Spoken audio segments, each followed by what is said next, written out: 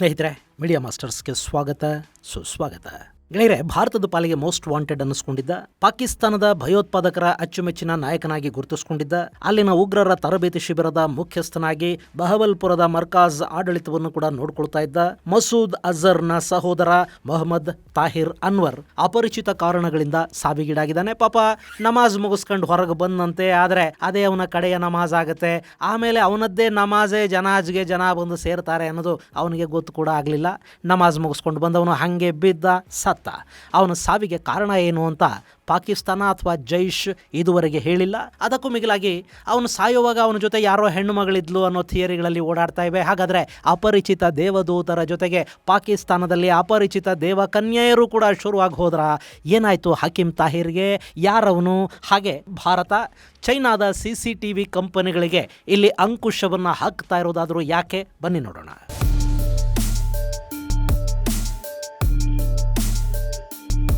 ಗೆಳೆಯರೆ, ಬಹವಲ್ಪುರದ ಮರ್ಕಾಜಲ್ಲಿ ಈಗ ಖುಷಿ ಕಾಣ್ತಾ ಇಲ್ಲ. ಅಲ್ಲಿ ಕಾಫಿರರ ವಿರುದ್ಧ ಯುದ್ಧ ಮಾಡಿದರೆ ಹೂರಿ ಯಾತ್ರೆಗೆ ಹೋಗಬಹುದು, ಹೂರಿಫೈಡ್ ಆಗಿಬಿಟ್ರೆ ಅದ್ಭುತವಾದ ಬಿರಿಯಾನಿ ಸಿಗುತ್ತೆ, 130 ಅಡಿ ಎತ್ತರದ 72 ಜನ ಕಾಯ್ತಾ ಇರ್ತಾರೆ, ಜಸ್ಟ್ ಒಂದು ಅವಕಾಶ ಬರಬೇಕು ಅಷ್ಟೇ, ಕಾಫಿರರ ಮೇಲೆ ದಾಳಿ ಮಾಡಿ ಅಲ್ಲಿ ಶಾಹೀದ್ ಆಗಿಬಿಟ್ರೆ ಆಮೇಲೇನಿದೆ ಬರೀ ಹೂರುಗಳೇ ಅಂತ ದಿನನಿತ್ಯ ಬೋಧನೆ ನಡೀತಾ ಇರುತ್ತೆ. ಅದು ಉಗ್ರರನ್ನು ತಯಾರು ಮಾಡೋ ಬ್ರೀಡಿಂಗ್ ಸೆಂಟ್ರು. ಆದರೆ ಈಗ ಅಲ್ಲೇ ಹೂರು ಟಿಕೆಟ್ ಇಶ್ಯೂ ಶುರುವಾಗಿದೆ.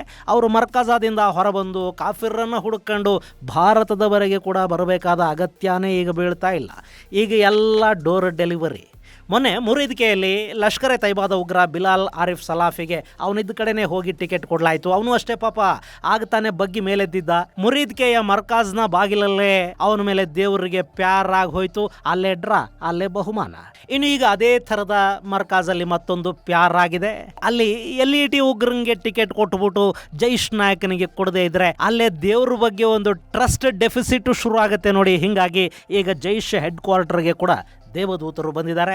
ಚಲ್ ಬೇಟ, ಇಷ್ಟು ದಿನ ನೀನು ಹೂರುಗಳ ಬಗ್ಗೆ ಹೇಳ್ತಾ ಇದ್ದೆ, ಈಗ ನಾವು ನಿನಗೆ ಅವರನ್ನು ತೋರಿಸ್ತೀವಿ ಅಂತ ಅವನನ್ನು ಕರ್ಕೊಂಡು ಹೋಗಿದ್ದಾರೆ. ಅವನ ಹೆಸರು ಮೊಹಮ್ಮದ್ ತಾಹಿರ್ ಅನ್ವರ್ ಅಲಿಯಾಸ್ ಹಕೀಮ್ ತಾಹಿರ್. ಗೆಳೆಯರೆ, ಇವನು ಮೊಹಮ್ಮದ್ ಅಜರ್ ಮಸೂದ್ನ ಹಿರಿಯ ಸಹೋದರ.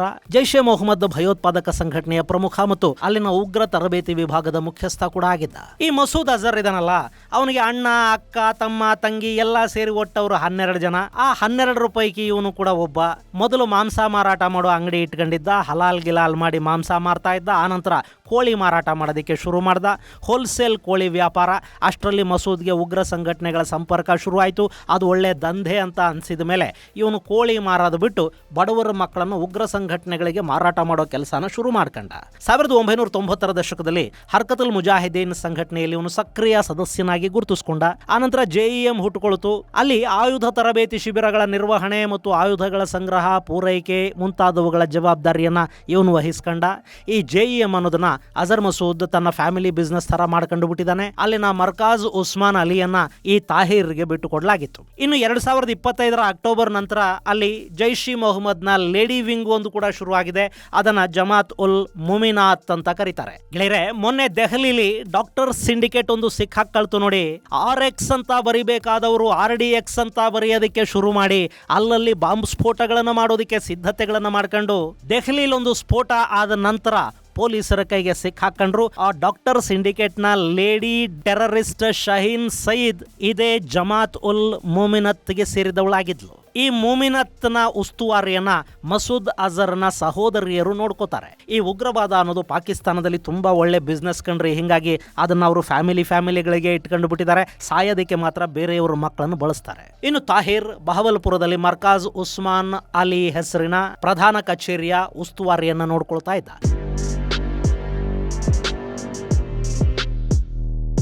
ಗೆಳೆಯರ, ಬಹವಲ್ಪುರ ಅಂದ್ರೆ ನೀವು ಇಲ್ಲಿ ಮ್ಯಾಪಲ್ಲಿ ನೋಡ್ತಾ ಇದ್ದೀರಲ್ಲ, ಇದು ಇಲ್ಲಿ ಜೈಷ್ನ ಪ್ರಧಾನ ಕಚೇರಿ ಇದೆ. ಇದು ಉಗ್ರರ ಕಾರ್ಖಾನೆ ತರ ಕೆಲಸ ಮಾಡುತ್ತೆ. ಇದನ್ನ ಮರ್ಕಾಜ್ ಉಸ್ಮಾನ್ ಅಲಿ ಅಂತ ಕರೀತಾರೆ. ಹಾಗೆ ಮರ್ಕಾಜ್ ಸುಬಾನಲ್ಲಾ ಅಂತ ಕೂಡ ಕರೀತಾರೆ. ಜಾಮಿಯಾ ಮಸ್ಜಿದ್ ಸುಬಾನಲ್ಲಾ ಅನ್ನೋ ಹೆಸರು ಕೂಡ ಇದಕ್ಕಿದೆ. ಇದು ಸುಮಾರು 15ರಿಂದ 18 ಎಕರೆ ವಿಸ್ತೀರ್ಣದಲ್ಲಿ ನಿರ್ಮಾಣ ಮಾಡಲಾಗಿದೆ. ಬಹವಲ್ಪುರದ ಹೊರವಲಯದಲ್ಲಿ ರಾಷ್ಟ್ರೀಯ ಹೆದ್ದಾರಿ 5ರ ಬಳಿಯಲ್ಲೇ ಈ 18 ಎಕರೆಯ ಮರ್ಕಾಜ್ ಇದೆ. ಮತ್ತು ಇಲ್ಲಿಂದ ಬರೀ 8 ಕಿಲೋಮೀಟರ್ಗಳ ದೂರದಲ್ಲಿ ಪಾಕ್ ಸೈನ್ಯದ 31ನೇ ಕೋರ್ ಅವರ ಹೆಡ್ ಕ್ವಾರ್ಟರ್ಸ್ ಕೂಡ ಇದೆ. ಇಲ್ಲಿ ಮಸೀದಿ ಇದೆ, ಅಲ್ಲೊಂದು ಮದರಸಾ ಇದೆ, ಅದರಲ್ಲಿ 600ಕ್ಕೂ ಹೆಚ್ಚು ವಿದ್ಯಾರ್ಥಿಗಳು ತರಬೇತಿ ಪಡಿತಾರೆ. ಜಿಮ್ಮು, ಶಸ್ತ್ರಾಸ್ತ್ರಗಳ ತರಬೇತಿ, ಸ್ವಿಮ್ಮಿಂಗು, ಕುದುರೆ ಸವಾರಿ, ಹೀಗೆ ನಾನಾ ರೀತಿಯ ದೈಹಿಕ ತಯಾರಿಗಳನ್ನ, ಜೊತೆಗೆ ಮತಾಂಧತೆಯ ಬೋಧನೆಯನ್ನ ಅಲ್ಲಿ ಮಾಡ್ತಾರೆ. ಭಯೋತ್ಪಾದಕರ ನೇಮಕಾತಿ ಅಲ್ಲಿ ದೊಡ್ಡ ಪ್ರಮಾಣದಲ್ಲಿ ನಡೆಯುತ್ತೆ ಮತ್ತು ಫಿದಾಯಿನ್ ದಾಳಿಗಳಿಗೆ ತಲೆಮಾಸಿದ ಹುಡುಗರನ್ನ ಸಿದ್ಧ ಮಾಡೋದು ಇಲ್ಲೇನೆ. 2019ರಲ್ಲಿ ಪುಲ್ವಾಮಾ ದಾಳಿ ಆಯ್ತು ನೋಡಿ, ಅದರಲ್ಲಿ ಭಾಗವಹಿಸಿದವರೆಲ್ಲ ಇದೇ ಮರ್ಕಾಜ್ ಅಲ್ಲಿ ತರಬೇತಿಯನ್ನ ಪಡ್ಕೊಂಡವರಾಗಿದ್ರು. ಇನ್ನು ಬಹವಲ್ಪುರದಲ್ಲಿ ಇದೊಂದೇ ಮರ್ಕಾಜ್ ಇದೆ ಅಥವಾ ಇದೊಂದೇ ತರಬೇತಿ ಕೇಂದ್ರ ಇದೆ ಅಂತಲ್ಲ, ಇವುಗಳ ಜೊತೆ ಇನ್ನೂ ಸಾಕಷ್ಟು ಮದರಸಾಗಳಲ್ಲಿವೆ. ಅವುಗಳ ಪೈಕಿ ಮರ್ಕಾಜ್ ಬಿಲಾಲ್, ಮರ್ಕಾಜ್ ಅಬ್ಬಾಸ್, ಮಹಮೋನಾ ಝೋಯಾ, ಸರ್ಗಲ್ ಇವೆಲ್ಲ ಕೂಡ ಜೈಷ್ ಇ ಮೊಹಮ್ಮದ್ನ ತರಬೇತಿ ಮತ್ತು ಕಾರ್ಯಾಚರಣೆಯ ಕೇಂದ್ರಗಳಾಗಿ ಗುರುತಿಸಿಕೊಳ್ತಾ ಇವೆ. ಇದೇ ಶಿಬಿರಗಳ ಮೇಲೆ ಮೊನ್ನೆ ಆಪರೇಷನ್ ಸಿಂಧೂರ್ ಸಂದರ್ಭದಲ್ಲಿ ಭಾರತ ದಾಳಿಯನ್ನು ಮಾಡಿತು. ಇದಾದ ನಂತರ ಸುಮಾರು 4 ಬಿಲಿಯನ್ ಪಾಕಿಸ್ತಾನಿ ರೂಪಾಯಿಗಳು ಅಂದ್ರೆ ಸರಿಸುಮಾರು $14 ಮಿಲಿಯನ್ ನಷ್ಟು ಹಣವನ್ನ ಜೆಇಎಂ ಪಾಕಿಸ್ತಾನದಲ್ಲಿ ಮತ್ತು ಹೊರಗಡೆ ಸಂಗ್ರಹ ಮಾಡಿದೆ. ಈಗ ಮತ್ತಷ್ಟು ಮದರಸಾಗಳನ್ನು ನಿರ್ಮಾಣ ಮಾಡೋದಕ್ಕೆ ಅವರು ಸಿದ್ಧತೆಗಳನ್ನು ಮಾಡಿಕೊಂಡಿದ್ದಾರೆ. ಇದೇ ಸಂದರ್ಭದಲ್ಲಿ ಜೈಷ್ನ ನಾಯಕ ಹಾಗೂ ಮರ್ಕಾಜ್ ಸುಬಾನಲ್ಲಾ ಅಥವಾ ಮರ್ಕಾಜ್ ಉಸ್ಮಾನ್ ಅಲಿಯ ಮುಖ್ಯಸ್ಥನಾಗಿದ್ದ ತಾಹಿರ್ ನಿಗೂಢವಾಗಿ ಸಾವಿಗೀಡಾಗಿದ್ದಾನೆ. ಈ ತಾಹಿರ್ ಇದ್ನಲ್ಲ, ಇವನು ತುಂಬಾ ಒಳ್ಳೆ ಭಾಷಣಕಾರ ಅಲ್ಲ. ಈ ಭಾಷಣ ಮಾಡೋದು, ಹಣ ಸಂಗ್ರಹ ಮಾಡೋದು ಎಲ್ಲ ಅಜರ್ ಮಸೂದನ ಕೆಲಸ. ಅವನು ಕಟ್ಟಿದ್ದ ಜೈಷ್ ಹಾಗೂ ಮರ್ಕಾಜ್ ಉಗ್ರ ಕೇಂದ್ರಗಳಲ್ಲಿ ತರಬೇತಿಗಳು, ಅವುಗಳ ಉಸ್ತುವಾರಿ, ರಿಕ್ರೂಟ್ಮೆಂಟು, ಆಯುಧಗಳ ಸಂಗ್ರಹ ಇದೆಲ್ಲವನ್ನ ನೋಡಿಕೊಳ್ಳೋ ಜವಾಬ್ದಾರಿಯನ್ನ ಈ ತಾಹಿರ್ಗೆ ವಹಿಸಲಾಗಿತ್ತು. ಇಂಥ ತಾಹಿರ್ ಸೋಮವಾರ ಇದ್ದಕ್ಕಿದ್ದಂತೆ ಮರ್ಕಾಜ್ ಅಲ್ಲಿ ಸಾವಿಗೀಡಾಗಿದ್ದಾನೆ. ಅವನ ಸಾವಿಗೆ ನಿರ್ದಿಷ್ಟ ಕಾರಣ ಏನು ಅನ್ನೋದು ಗೊತ್ತಾಗಿಲ್ಲ.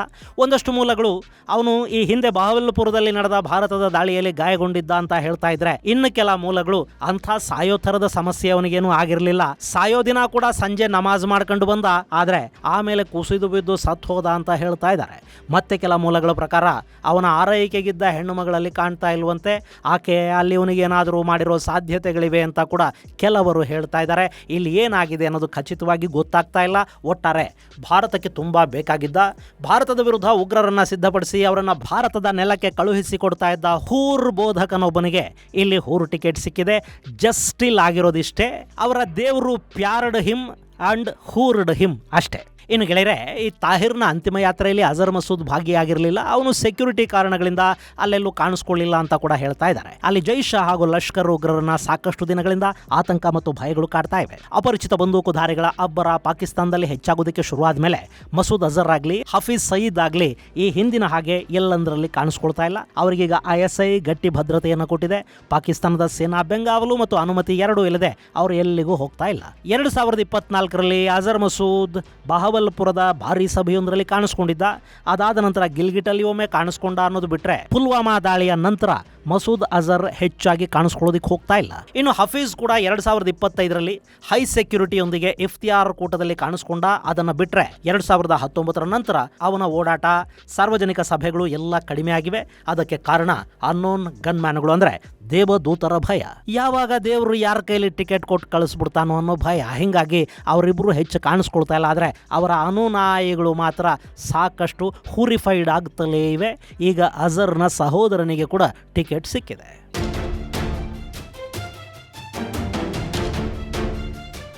ಇನ್ನು ಭಾರತದಲ್ಲಿ ಚೈನಾದ ಕಂಪನಿಗಳಿಗೊಂದು ದೊಡ್ಡ ಹೊಡೆತ ಬೀಳ್ತಾ ಇದೆ.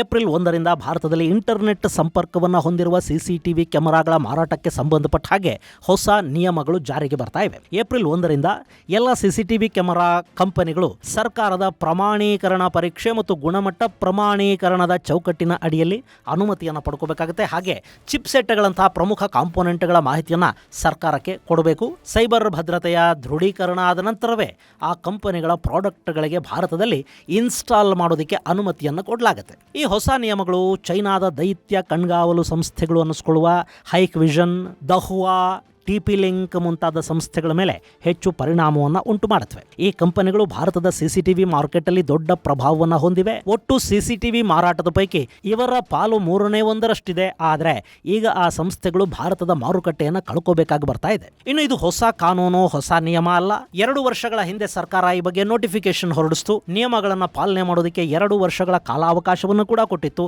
ಹಾಗೆ ರಾಷ್ಟ್ರೀಯ ಭದ್ರತೆಯ ದೃಷ್ಟಿಯಿಂದ ಸೈಬರ್ ಅಪರಾಧಗಳನ್ನ, ಸೈಬರ್ ಅಪಾಯಗಳನ್ನು ತಪ್ಪಿಸೋದಕ್ಕೆ ಮಾಡೋದಕ್ಕೆ ಭಾರತ ಈ ನಿಯಮಗಳನ್ನು ಜಾರಿಗೆ ತರ್ತಾ ಇದೆ. ಹಾಗೆ ಚೈನಾದ ಮೇಲಿನ ಡಿಪೆಂಡೆನ್ಸಿಯನ್ನ ಕಡಿಮೆ ಮಾಡಿಕೊಳ್ಳೋ ಉದ್ದೇಶ ಕೂಡ ಇದರ ಹಿಂದಿದೆ. ಇಲ್ಲಿ ಇಂಟರ್ನೆಟ್ ಸಂಪರ್ಕ ಹೊಂದಿರುವ CCTV ವ್ಯವಸ್ಥೆಗಳನ್ನು ಅತ್ಯಂತ ಸೂಕ್ಷ್ಮ ಅಂತ ಪರಿಗಣಿಸಲಾಗುತ್ತೆ. ಇವುಗಳನ್ನು ಎಲ್ಲೋ ಕೂತ್ಕೊಂಡು ಯಾರು ಬೇಕಾದರೂ ಗಮನಿಸೋದಕ್ಕೆ, ಕಣ್ಗಾವಲಿಡೋದಕ್ಕೆ ಸಾಧ್ಯ ಆಗುತ್ತೆ. ಸೊ ಚೈನಾದ ಎಕ್ವಿಪ್ಮೆಂಟ್ಗಳನ್ನು ಭಾರತದಲ್ಲಿ ಬಳಸಿದ್ರೆ ಇಲ್ಲಿನ ಪ್ರತಿಯೊಂದು ಚಲನವಲನದ ಮೇಲೆ ಚೈನಾ ಕಣ್ಣಿಡಬಹುದು, ಅಥವಾ ಅದನ್ನು ಚೈನಾದ ಕಂಪನಿಗಳು ಬೇರೆ ಯಾರಿಗೆ ಬೇಕಾದರೂ ಮಾರಾಟ ಮಾಡೋ ಅವಕಾಶಗಳು ಇರುತ್ತವೆ. ಅದನ್ನು ಚೈನಾ ಪಾಕಿಸ್ತಾನಕ್ಕೆ ಕೊಡ್ತು ಅಂತ ಇಟ್ಕೊಳ್ಳಿ. ಭಾರತದ ಮೇಲೆ ರಿಯಲ್ ಟೈಮ್ ಕಣ್ಗಾವಲು ಮಾಡೋದಕ್ಕೆ ಪಾಕಿಸ್ತಾನಕ್ಕೆ, ಅಲ್ಲಿನ ಉಗ್ರ ಸಂಘಟನೆಗಳಿಗೆ ಕೂಡ ಸಾಧ್ಯ ಆಗಿ ಹೋಗುತ್ತೆ. ಹೀಗಾಗಿ ಸುರಕ್ಷಿತ ಅನ್ನಿಸದ ಚೈನಾದ ಕಂಪನಿಗಳನ್ನು ಹೊರಗಿಡೋದಕ್ಕೆ ಈ ನಿಯಮಗಳು ಜಾರಿಯಾಗ್ತಾ ಇವೆ. ಹಾಗೆ ಇದರಿಂದ ದೇಶಿ ಬ್ರ್ಯಾಂಡ್ಗಳ ಮಾರುಕಟ್ಟೆಯನ್ನು ಬೆಳೆಸೋದಕ್ಕೆ ಕೂಡ ಸಾಧ್ಯ ಆಗುತ್ತೆ. ಆದರೆ ಇದರಿಂದ ಕಡಿಮೆ ಬೆಲೆಯ CCTVಗಳ ಲಭ್ಯತೆ ನಿಂತು ಹೋಗೋ ಸಾಧ್ಯತೆ ಇರುತ್ತೆ. ಇದನ್ನು ಸರಿಪಡಿಸದೇ ಇದ್ರೆ ದೇಶಿ ಹೆಸರಲ್ಲಿ ಚೈನಾ ಕಾಂಪೋನೆಂಟ್ಗಳನ್ನೇ ಬಳಸಿದ ವಸ್ತುಗಳು ಮತ್ತೆ ಇಲ್ಲಿ ನಮಗೆ ನಮ್ಮದೇ ಹೆಸರಲ್ಲಿ ಮೇಕ್ ಇನ್ ಇಂಡಿಯಾ ಬ್ರ್ಯಾಂಡ್ ಅಲ್ಲಿ ಸಿಂಹದ ಚಿತ್ರ ಹಾಕಿ ನಮಗೆ ಮಾರಾಟ ಮಾಡೋ ಸಾಧ್ಯತೆಗಳು ಕೂಡ ಇಲ್ಲಿ ಹೆಚ್ಚಾಗುತ್ತವೆ. ಇನ್ನು ಈಗಾಗಲೇ ನಮ್ಮಲ್ಲಿ ಸಾಕಷ್ಟು ಕಚೇರಿಗಳು, ಮನೆಗಳು, ತೋಟಗಳು, ತೋಟದ ಮನೆಗಳು ಮುಂತಾದ ಕಡೆಗಳಲ್ಲಿ ಚೀನಿ ಕಂಪನಿಯ CCTV ವ್ಯವಸ್ಥೆಯನ್ನು ಮಾಡಿಕೊಳ್ಳಲಾಗಿದೆ. ಈಗ ನಿರ್ಬಂಧಗಳನ್ನು ವಿಧಿಸ್ತಾ ಇರೋದ್ರಿಂದ ಈಗಾಗಲೇ ಬಳಕೆಯಲ್ಲಿರೋದನ್ನೆಲ್ಲ ಕಿತ್ತೆಸಿಬೇಕು ಅಂತೇನಿಲ್ಲ, ಅವು ಕೂಡ ಇರತ್ವೆ. ಸಾಫ್ಟ್ವೇರ್ ಅಪ್ಡೇಟ್, ಸರ್ವಿಸ್ ಹಾಗೂ ಇನ್ನಿತರ ಸೇವೆಗಳು ಮುಂದಿನ ದಿನಗಳಲ್ಲಿ ನಿಂತು ಹೋಗೋ ಸಾಧ್ಯತೆ ಇರೋದ್ರಿಂದ ಕಾಲಕ್ರಮೇಣ ಆ ಉಪಕರಣಗಳು ನಿಷ್ಕ್ರಿಯ ಆಗಬಹುದು, ಅಥವಾ ಭಾರತದ ನಿಯಮಗಳನ್ನು ಒಪ್ಪಿ ಅದೇ ಕಂಪನಿಗಳು ಮತ್ತೆ ಇಲ್ಲಿಗೆ ಇನ್ನೊಂದು ರೂಪದಲ್ಲಿ ಬರಲೂಬಹುದು. ಅದೇನಾಗುತ್ತೆ ಅನ್ನೋ ಬಗ್ಗೆ ಸದ್ಯಕ್ಕೆ ಸ್ಪಷ್ಟನೆ ಸಿಗ್ತಾ ಇಲ್ಲ. ಇದು ಗೆಳೆಯರೆ, ಪಾಕಿಸ್ತಾನದ ಉಗ್ರನೊಬ್ಬನ ಸಲಾತ್ ಅಲ್ ಜನಾಜಾ ಹಾಗೂ ಭಾರತದಲ್ಲಿ ಚೈನಾದ ಕಣ್ಗಾವಲು ವ್ಯವಸ್ಥೆಯ ಮೇಲೆ ಬೀಳ್ತಾ ಇರೋ ಹೊಡೆತಕ್ಕೆ ಸಂಬಂಧಪಟ್ಟ ಒಂದಷ್ಟು ಮಾಹಿತಿ. ಮುಂದಿನ ಸಂಚಿಕೆಯಲ್ಲಿ ಮತ್ತಷ್ಟು ವಿಶೇಷಗಳ ಜೊತೆ ಮತ್ತೆ ಭೇಟಿಯಾಗೋಣ.